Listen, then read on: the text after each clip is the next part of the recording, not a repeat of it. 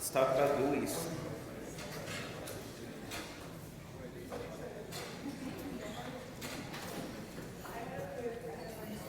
All right, before we get into today's lecture, I have to start mentioning this more often, but let's get some of these in here.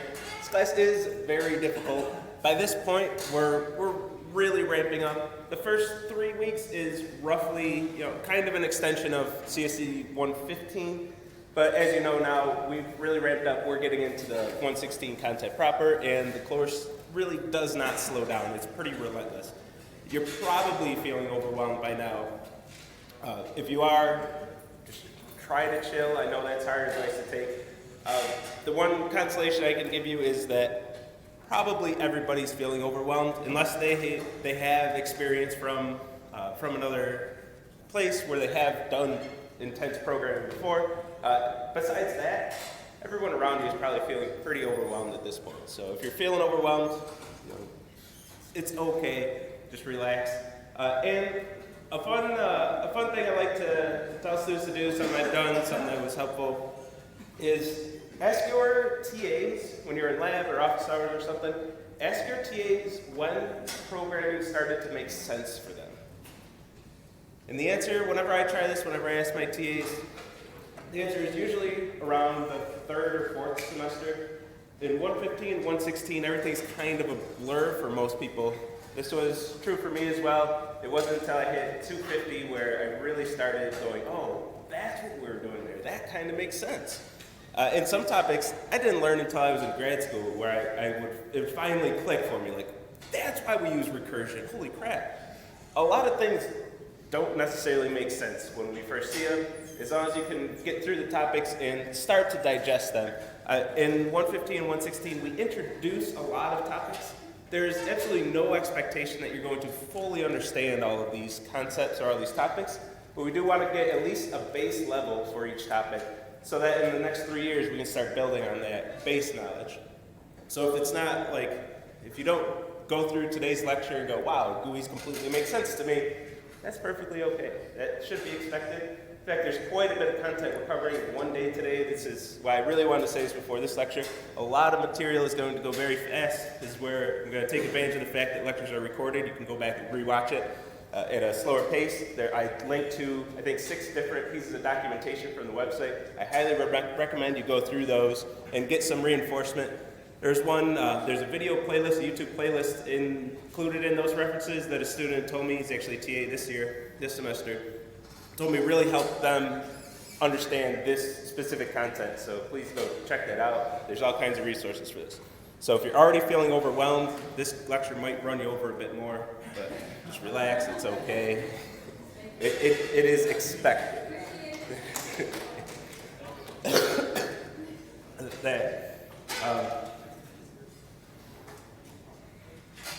And also start calculator. I don't want to turn it into that lecture, but start your calculators as well. The content in lecture is about to move on beyond calculator. We've already covered the state pattern that you need for that. So please get that done, because doing calculator and learning the new material is going to be tough. But if overwhelmed, yeah, that's expected. The project, we're done with the first phase. We're going into the next one. This week in labs, you're going to form your groups. There are going to be groups, but it's still going to be individually graded. So there have been issues in the past. There's always issues with a group project, especially this early in a freshman level class, where groups don't play nice together. Some students just don't do anything and expect their teammates to just carry them through the semester. I'm not dealing with any of that this semester. It's individual grading, but there will be groups such that you'll each pick a piece of the project, and then after each phase, you'll be able to put your code together and have a more functioning product. And if your teammate doesn't do what they're supposed to do, well, it doesn't hurt your grade. You can't see the full product, but since there is enough consistency across the phases, across what everybody's doing, they should be able to, we'll get, I don't have this 100%, I'm hesitant to say it and then I'm locked into it, but we'll release some code from the course staff that you can substitute your teammates' stuff and then still see the full product. There might be some differences, but we'll go over that later. So, but demo 2 for phase 2, going into that, you'll have teams, so you'll each be doing a part of your project, and demo 2 is all about building that GUI. So today's lecture is extremely pertinent to demo 2 of the project. With AutoLab, I don't really have great ways to automate testing of GUIs. So really a lot of your GUI work is going to be in lab, including the homeworks. When there's a GUI portion to a homework, that's going to be in lab and then manually verified by the TAs. So I just can't autograde it. The autograder doesn't have a screen, and once you say JavaFX start a new GUI, it doesn't just simulate a GUI and kind of pretend its way through where I could actually poke at it and test it. It just says, I don't have a screen, so crash. So I can't really automate the testing. We'll get around that through lab. So project demo 2 is all about GUIs, but I spent enough time, let's get into this lecture. So lecture question today, again, I can't really grade your GUIs directly, so this is my consolation, this is what I figured out I can test. We're going to write a class that given a mouse click, a simulated mouse click, it can react to that mouse click. We want to store a number that's given as a constructor, and each time the mouse clicks, take the x coordinate of that click, add it to that number, and then a method to return that number to us. Extremely toned down from Friday's lecture question. Friday's lecture question was intended to be difficult because it was intended to lead directly into calculator. If you could do that question, you're fully ready for calculator. So that one had to bridge a pretty big gap from the previous lecture question to calculator. That one was in here. This one's a bit toned down from that. All right, so what are we talking about? To do GUIs, we're going to pull in a new library. We're going to pull in ScalaFX. Now we've already seen this. We've seen the jumper code at use ScalaFX. So we've been exposed to this library before through that jumper code. This is kind of a wrapper or an interface to JavaFX. So we are actually using JavaFX, a separate library, but we're using it through ScalaFX, which takes JavaFX and adds in a lot of the Scala syntax of the language. We can use that syntax if we use it through ScalaFX, and then a few interfaces for the specific data types and things like that of Scala. So we can use the JavaFX library through ScalaFX. So we got to add this to our POM, install it. So since we've been exposed to the jumper code, you've done this already. This is where we got the Java issues. If you're using Java 12, well, they removed JavaFX from Java somewhere in between there. So we went back to Java 8, which has JavaFX. You know, we've gone through all that pain. But anyway, we're going to use the ScalaFX library. And ScalaFX itself doesn't have great documentation, but JavaFX does. JavaFX is a very mature product. It's been out there forever. It has a great community, lots of support. So for some of the documentation, you are expected to be able to look at the JavaFX code, which will be, of course, Java code, and be able to translate that into Scala. So as long as you can figure out what the instance variables are, what the method names are, you should be able to translate that into Scala code. And the expectation is that that's not too big of a deal. If that is a big deal, I'd like to hear from you. I'd like to know about it. But that documentation is very helpful. You just got to do a little translation from concept over to Scala, the Scala language. Oh, I missed the T in convert. So let's make a first GUI here. We want to make a degree calculator. A user can input degrees in Fahrenheit, click this big button, and get the degrees Celsius for that. So this is what we want. This is our first goal. This is the first GUI that we want to build. And, oh, come on. So we have our calculator. If I want, say, 55, convert it, degrees Celsius. So that's what we want to build. So let's tear this apart and look at it one piece at a time and build up to this first graphical programming. I've heard students say this is where we're actually building real programs. I say we have been building real programs, but this is where we finally get those visuals and the usability that we would expect from our programs. And user interaction is the big thing. We can actually interact with our users here.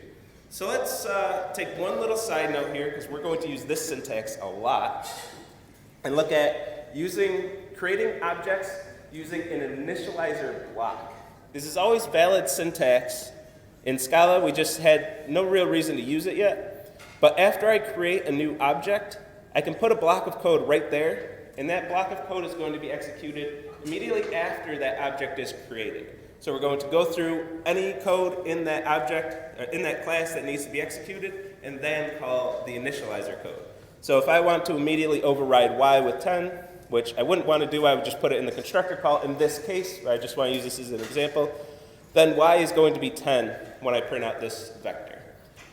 Inside that initializer block, the scope is the object that's being created. So this will refer to this new physics vector that's being created. So if I just say y, that's going to be the same as this dot y. So I'm inside the scope of this very brand new physics vector that's being created. So this syntax you're going to see almost exclusively in all our object creation with GUIs. So I want to make sure it's out there, that we at least see it a little bit. This is one of the reasons why this lecture gets a bit overwhelming. I'm going to throw one more thing later in the lecture at you, where I'm just like, here's some new syntax, now let's use it right away. So I'm squeezing in a few extra concepts in there. I don't think they're overwhelming, but once it all adds up, it will feel overwhelming. Not to scare you, I didn't mean it to sound like that. But, so let's see our first GUI. Let's just make a window. So with this, we're going to extend JFXApp, which is part of the ScalaFX library. So we need all our imports in here. And we're going to use that, we're going to set its stage. It has a stage variable. We're going to set that equal to a new primary stage, and this is where we're going to see that syntax right away. We're going to look at this syntax. We're going to not give any constructor parameters, so this is empty parameter list. Scala allows us to leave off the parameters, the parentheses, when that's the case, and we're going to have these braces to call the initializer code right away. And now we can kind of pick and choose, where say we wanted to set variables in a constructor, we could have default parameters and stuff like that. With the initializer block, it lets us just pick and choose what variables we want to set. In this case, we just want to set title and scene, and we don't want to care where they are in this big parameter list. So this library says, let's just do an empty parameter list and use initializer code to set whatever variables you want to set, and leave alone any variables that you want to leave alone. So we're going to use this syntax to set the title. That's going to be what appears on the top bar of the GUI. And then create a new scene, which is where all our GUI elements are going to be contained. So we're creating an object that extends JFXApp. JFXApp has a main method in here. So we wrote a whole program here. You can run this program and it creates that GUI. But I didn't create a main method. That main method is inherited from JFXApp. JFXApp defines our main method for us. Then we have a primary stage, which we're creating with an initializer block. We're creating inside that a new scene, which we're initializing with an initializer block. And then we're setting the scene's content to a list, which is just an empty list, but what's going to contain all the GUI elements. So we're already nesting these initializer blocks. So in the import statement, how come you're importing JFXApp and then you're also putting JFXApp's primary stage? Because I need both of those classes. So I have two imports because I have two different classes that I'm importing. So JFXApp and JFXApp has a subclass named primary stage. I want access to both of those without giving their fully qualified names. But this primary stage is defined inside JFXApp, the JFXApp class. So all these imports, autocorrect. I fixed it multiple times, but I missed this one. Scalar should be ScalaFX.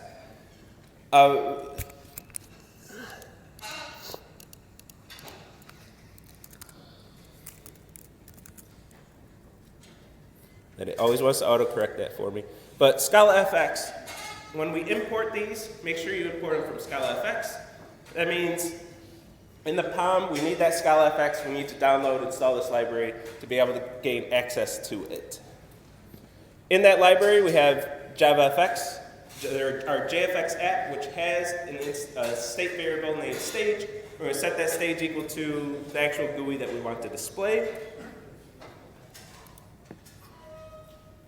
And finally, those initializer blocks. I got a little ahead of my slides there. Oops.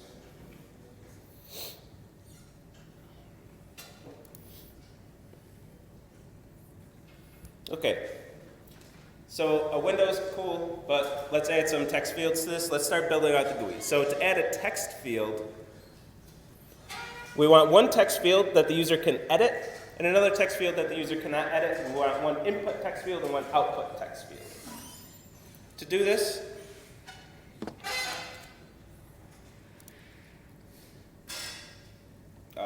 this, we're going to create our text fields. I want to say this a few times. I got to make sure I get this point because this has caused a lot of questions last time. We have to import these from ScalaFX, not JavaFX. So it's very unfortunate, it's frustrating, but ScalaFX and JavaFX, these two different libraries, have a lot of elements, a lot of classes with the same names. So when you go to import, when you import a class, make sure you're importing from the correct package, which in most cases it's going to be ScalaFX, but a few exceptions that we'll see later has to be JavaFX. So we have to keep these straight. It's ScalaFX for most things. When we get to events and event handlers later, it's going to be JavaFX. So if everything's broken and you're getting really weird error messages, this should be the first thing to check. Go to your imports and make sure you're importing the right thing. The auto import, the first option, alphabetically is JavaFX. So if you're just mashing keys and not thinking about it, you're going to import JavaFX elements and nothing will break.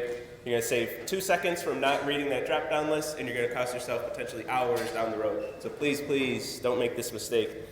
It could cost you a lot of time just for missing an import. So for a text field, we're going to create new text fields. We're going to use that initializer block again. We're going to use that syntax all over the place today. We're going to create text fields, use the initializer block to set whatever we want to change. Whatever we want to change away from the default options, we're going to change. In this case, I want to change the font. And for the output display, the one that's going to display degrees Celsius, I'm going to say this editable variable that's part of the text field class, set that equal to false. I don't want the user to be able to edit this. Now, if the user clicks on that second box, they won't get a cursor, they won't be able to change anything in that box. We're going to be using that strictly as an output text field. Then we typically don't add elements to the GUI directly, to the scene of the GUI directly. We're going to add them to some container that's going to determine how they're going to be organized. In this case, I'm going to add them into a vertical box. So each element that I add in this list in the vertical box, they're going to be stacked one on top of another. So I'm going to add the input display first, output display second. So input display, output display. They're going to be stacked based on whatever order I give them in that list. And I can display them, I can control the order that way. You could also do HBox for horizontal box if you want them stacked left to right. And these can get more complex. If you want more complex organization, there are plenty of other containers that you can look at. We're going to keep it as simple as possible today. Actually, in all of lecture. I'll defer to documentation. We'll get there. All right, so then to the actual scene itself, we're only adding that container of elements as another list. Now the scene takes the content of the scene takes a list as well, so we'll put it in the list. We're only going to put one element in that list, just the container containing our GUI elements. And this list here, this content, it's going to take all of our elements, all of our containers and everything. To be specific, it's using polymorphism. It takes a not necessarily even a list, but anything you can iterate over, I forget the exact class, of JFXApp.node. So as long as somewhere in the inheritance chain, every element that we give it extends this node class, we can throw it in that list and it'll be displayed on that scene. So we don't really have to worry about too much. Anything in this ScalaFX library that's an element, at some point it's going to extend node. We can pretty much take that for granted and just throw everything in this list and assume that, well, VBox at some point does extend node. We're not going to think about that too much. Why would they put it in the library if it didn't work with the scene? So the library already makes sure that we have all the polymorphism set up that we need there.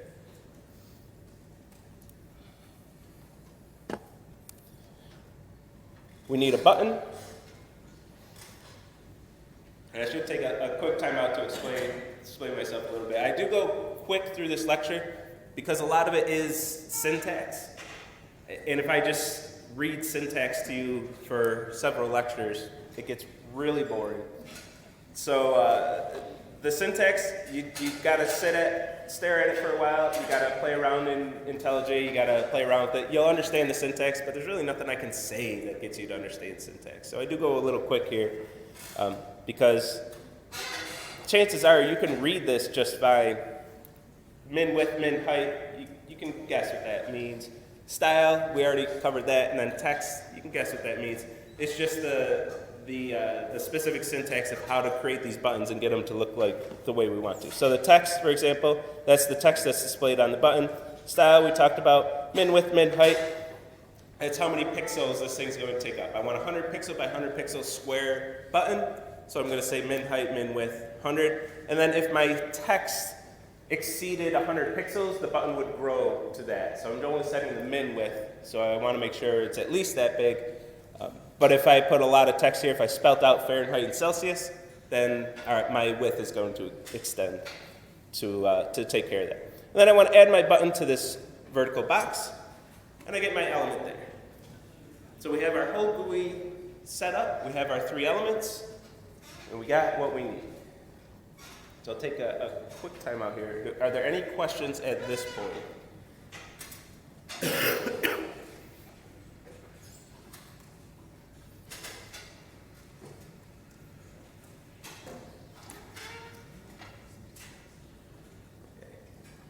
Let's keep on trucking here. All right, so that's cool, but this button doesn't do anything. So, and this is how we can get different elements.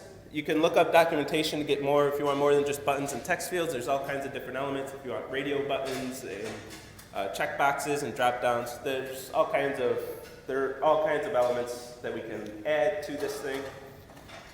But again, it's the same thing. It's just different syntax, and it's just figuring out exactly how do I add the elements of a drop down list and stuff. I'm fully confident that you can look up the documentation, and if you want to drop down, you'll be able to figure out that drop down. Or just don't use drop downs, just use buttons and text fields. You'll get through this whole course just fine with that. So I'm not going to go through every single element. We got the concept down. This is how you add elements to a GUI. But we want to add functionality to this. And this is where I want to slow down a little bit, and it's more than just syntax, there are some more concepts here. So when we want to add functionality to this, we want the button to actually do something when I click it, we got to tell this GUI how to react to that. So a button is going to has another variable in it, another state variable called onAction. This variable is going to determine what happens when that button's clicked, exactly what we want to do. When this button is clicked, that button's going to say, whoa, I got what's called an action event. I was clicked, that's some action that the user took. I'm going to go to my onAction variable, and whatever that variable is storing, I have to tell that reference to something that I was just clicked, and then it can take it from there and it can handle that event. So we want to use event handlers that are going to handle different events. And this is where what we call event-based programming or an event-based structure. We have different listeners listening for different events. And when an event is triggered, those listeners are going to be notified and they're going to react however they're programmed to react to that event. So here we're going to set onAction equal to a new button listener that we'll define on the next slide. This is not part of the library. This is something we're going to define. And we're going to pass in as constructor arguments the input and output display. I just want my handler to have references to those displays so it can pull the text from the display that the user inputted a number and then set the text of the output display. My handler has to be able to do those things, so I'm going to give it references to those 2 variables, so to those 2 text fields, so it can do that, so it can handle that event. So when I write one of these handlers, I'm going to have to extend event handler. I'm going to give event handler a type parameter, just like when we create a list of some type. I'm going to give it a type parameter of the type of event that this event handler is going to handle. So I want a button listener. Buttons get action events. Whenever a button is clicked, it's going to create an action event. So I need this to extend event handler of action event. So this handler is going to get action events. It's going to do whatever it needs to do after that. When I extend this, there's one method that I have to implement as part of this contract of extending event handler. Event handler does not declares but does not define the handle method of the same type as the type parameter that I gave the event handler. So it's going to take some type of event, and it has to handle that type of event and return unit. So I'm going to override this handle button and give it whatever code I want this button to do when it's clicked. So I'm taking in my two text fields. Oops.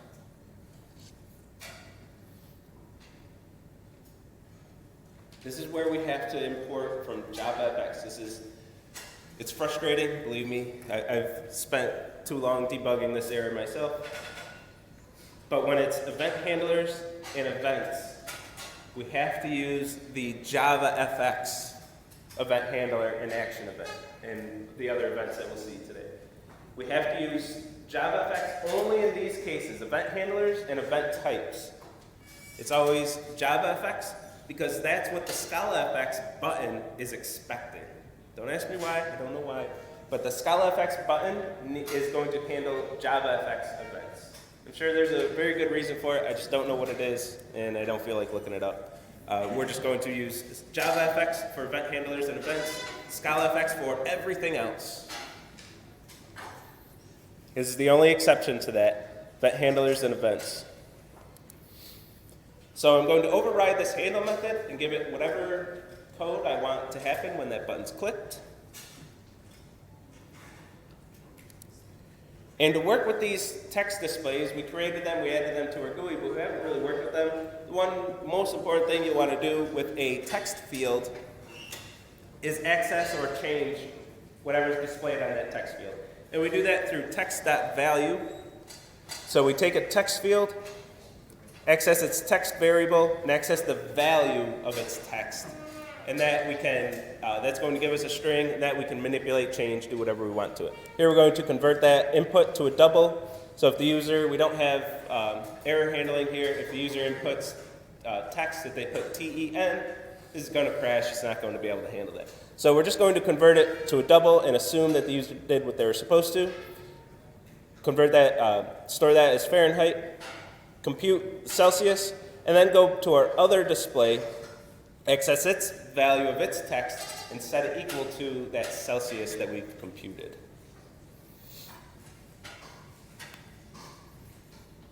Since this is a full class, the only thing we have to do is override handle.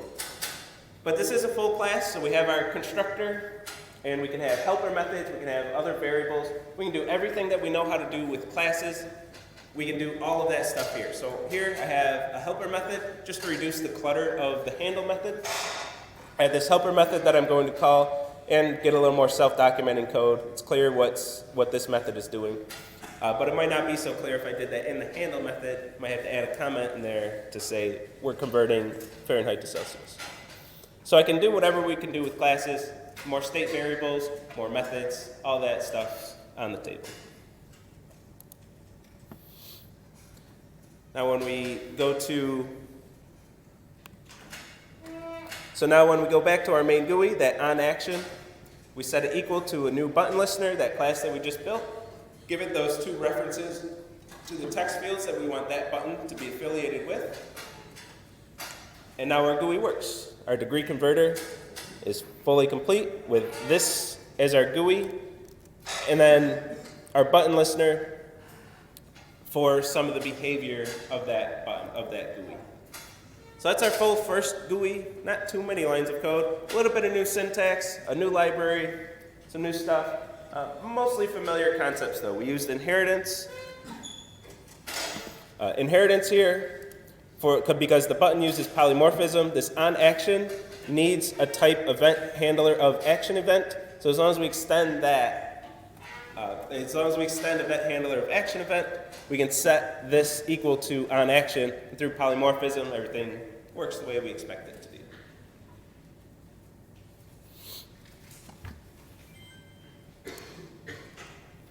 How does this help with their project? So by the description of the project they have so far, this doesn't really help much. I mean, you can have, you'll have some menus during the battles and stuff, but really we want to visualize things, we want to see what's going on. Buttons and text fields just are not going to get us all the way there. I mean, they could, but it'd be, no, they couldn't. But anyway, let's look at some graphics. We'll do some simple 2D graphics in this class. So let's add some more stuff to our GUIs, a new idea. So the elements that we just seen are going to behave differently from the graphics that we'll see. I'm only giving 2 examples in each case, but it should be enough to get the concepts down. So I'd like to take at least a little bit of time to talk about this. It's not an art class.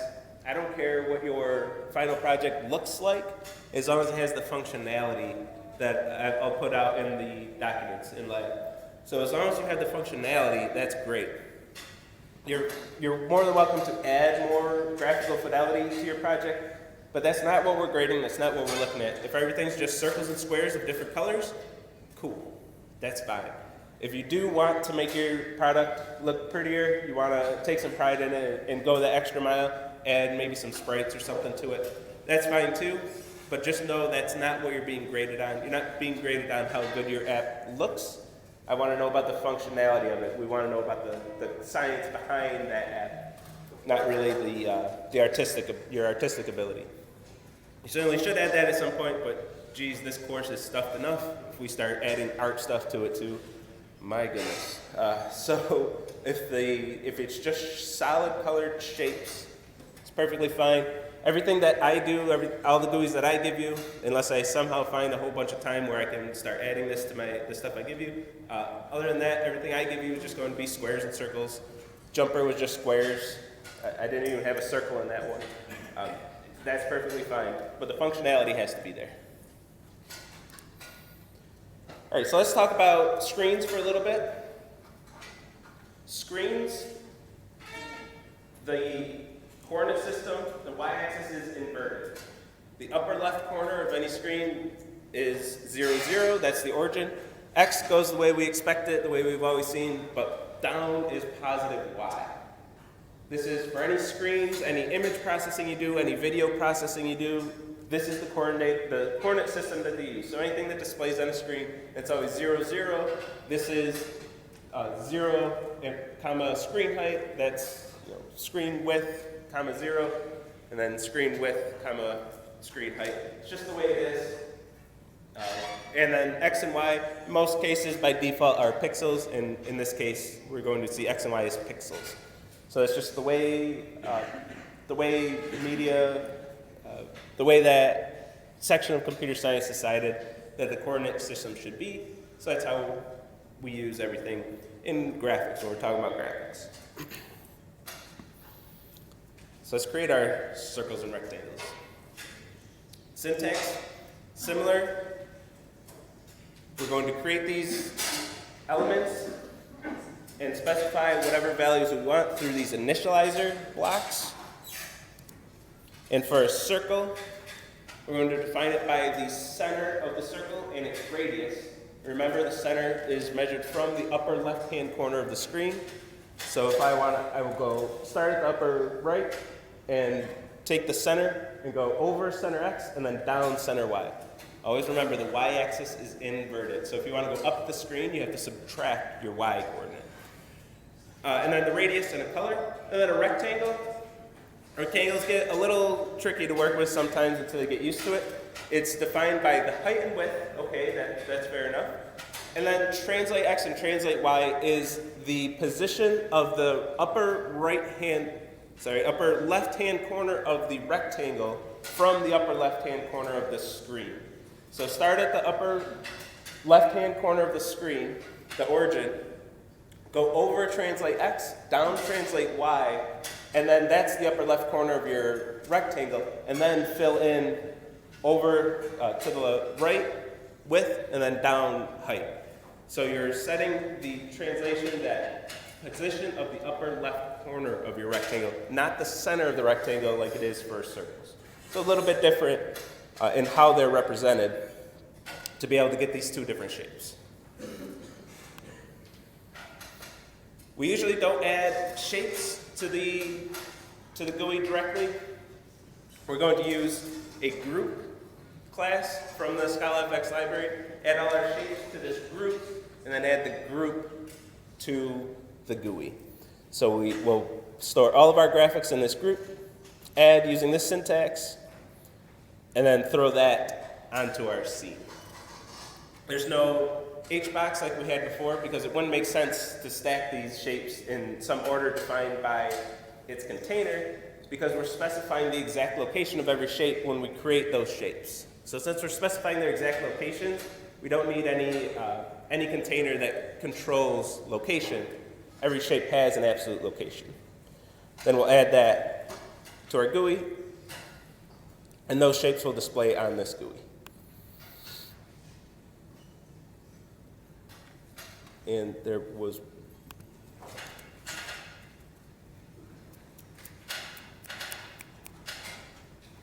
one thing I know I wanted to mention right there. It might be this slide. So, oh yeah, it's right here. I did know what I was doing when I created this. So, since there's no container that's controlling how these are laid out, and these shapes could be anywhere, and they can also move. Of course, we want these things to move eventually. So instead of, like we did for the degree calculator, where we just said, create a scene, add these things to it, and our window size grew to exactly as big as it needed to be to fit those elements on the screen. But we don't want that to be the case anymore. So we're going to specify the width and height of our window in pixels, and then our window will always be that big. So even if we don't have a shape over in that lower left, that lower right corner, we're still going to grow the window to the size that we expect, the size that we want. We're going to specify that explicitly.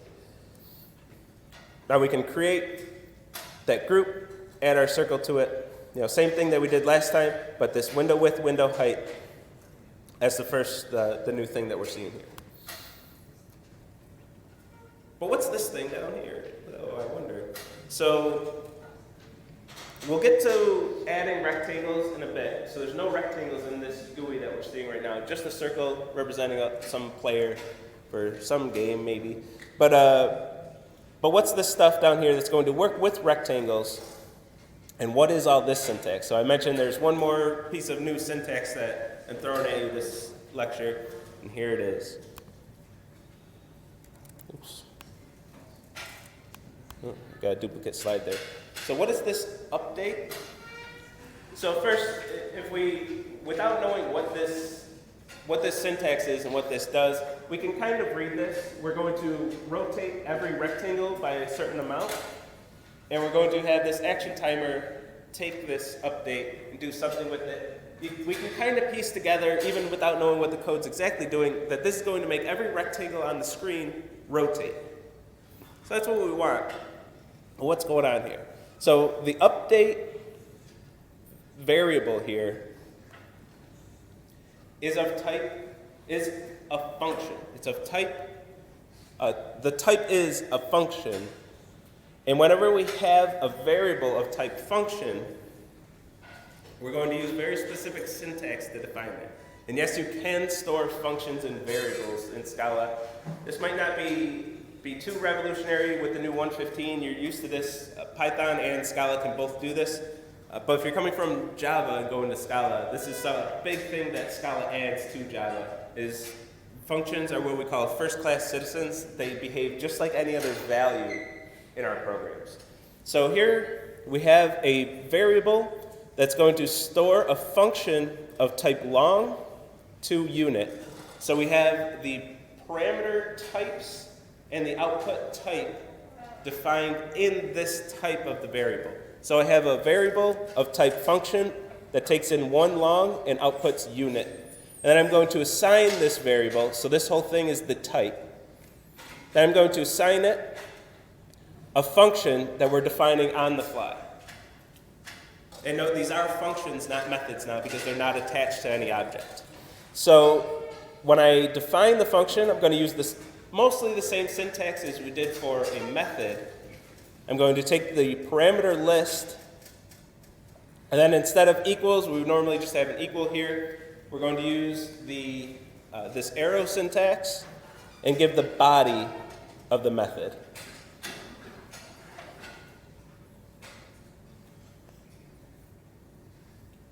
So once we define a function like this, we can store it in variables, we can pass it to functions, we can return functions from from methods or other functions. There's a lot we can do with this. We're going to leave it at this for now. This is just our first taste of seeing this, but we will, when we get to the fourth level of the course, we will start playing with these a lot more. So this is kind of just your first taste, your first intro into first order functions.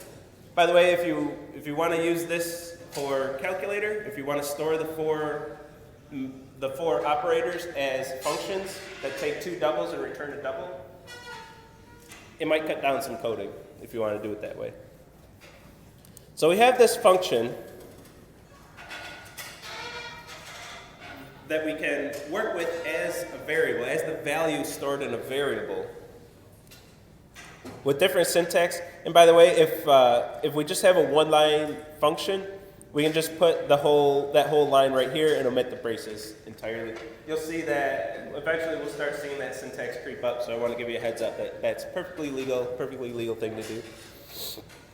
So we have this function, and then we call this action timer. We create an action timer, which is going to take in a function of type long to unit and start the animations based on that function.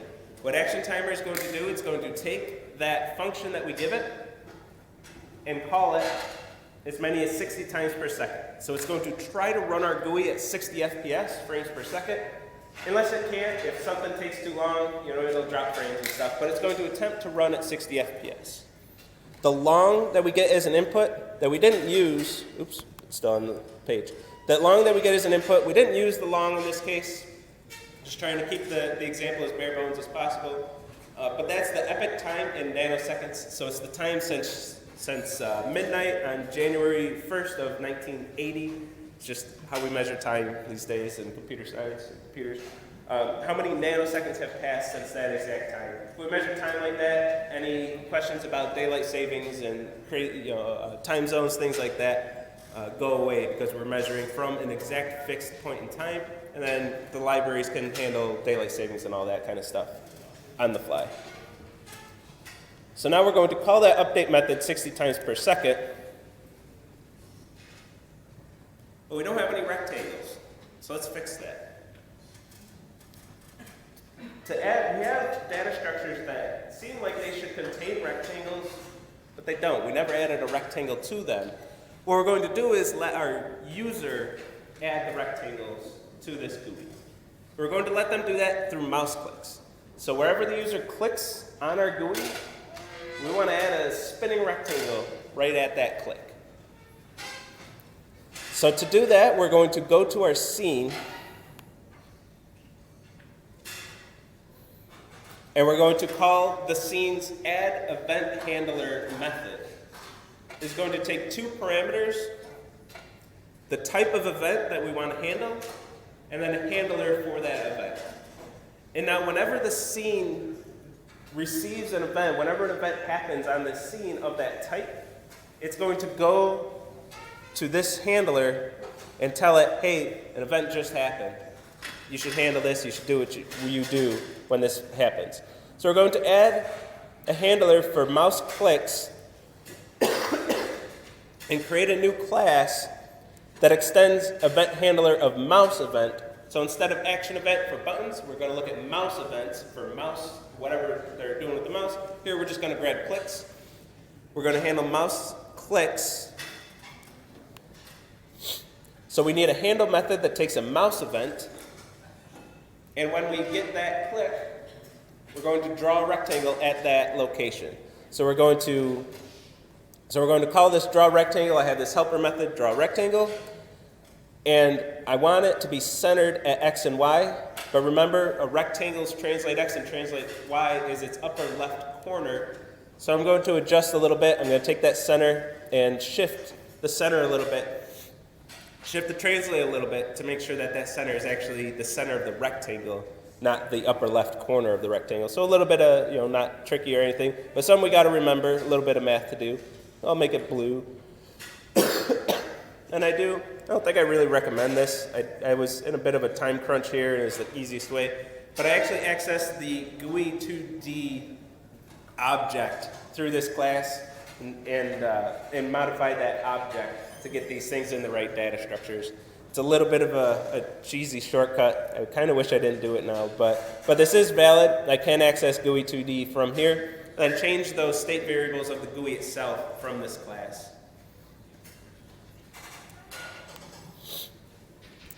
Now, if we look at our animation code again, all rectangles is going to have some rectangles, and these things should be spinning when we click on our thing. Now, this is just one example. I just want to get the concepts out there. But this update method, this is where we would put all our physics or other behavior. We would call our update world from this, use that timestamp that we get, convert that to seconds, and then send it over to our physics engine to update all the objects, and then read all the objects' positions and display their new locations. And you can check out Jumper for an example of doing that.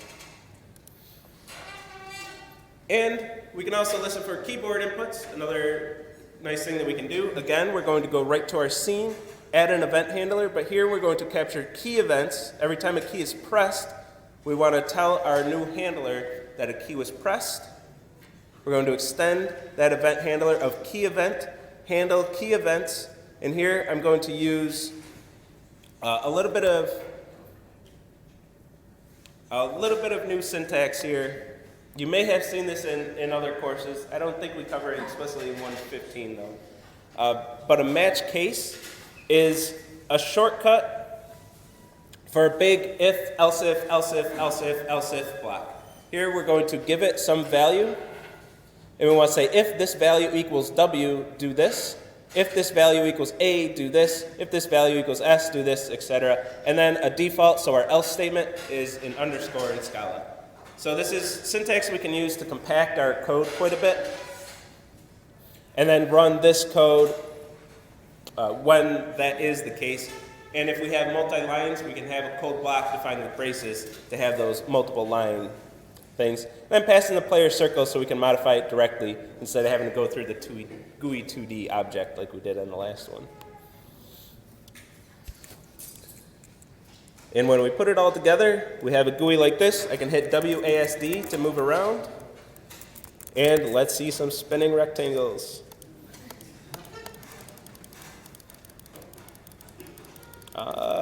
Yeah. We have our second GUI of the course. All right, and I finished with 1 minute to spare. Any quick questions?